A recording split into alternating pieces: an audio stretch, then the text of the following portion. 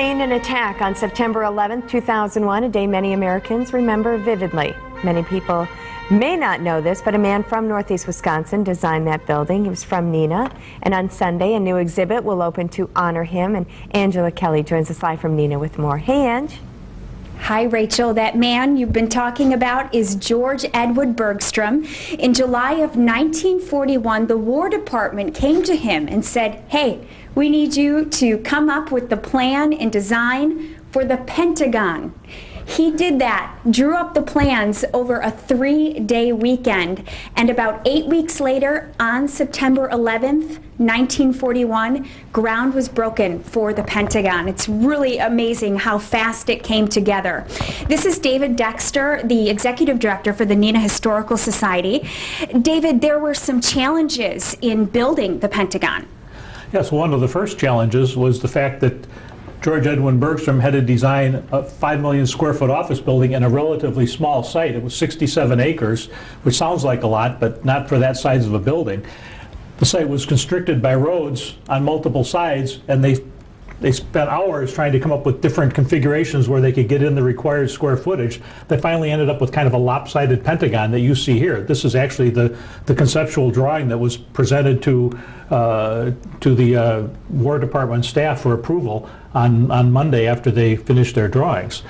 So it was meant to sit here. It was meant to fit right here, which was a nice site of high ground just below Arlington National Cemetery. But then after it was approved by Congress and by the President, some opposition arose from people who were objecting to the fact that this building would block the view of downtown Washington from Arlington Cemetery.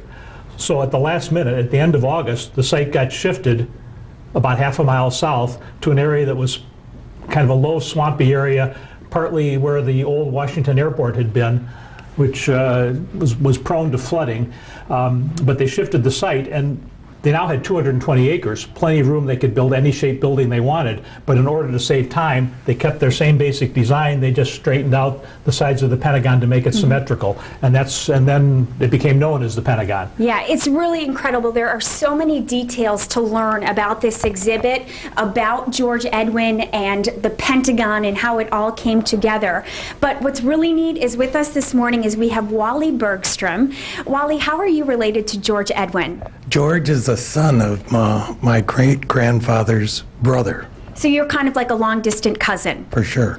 So what is it like for you to see this exhibit come together in the Hiram Smith Octagon House honoring your cousin? Well, it's a real source of pride, but it's sort of interesting that we hardly knew much about Edwin until this book about the Pentagon was published by Steve Vogel.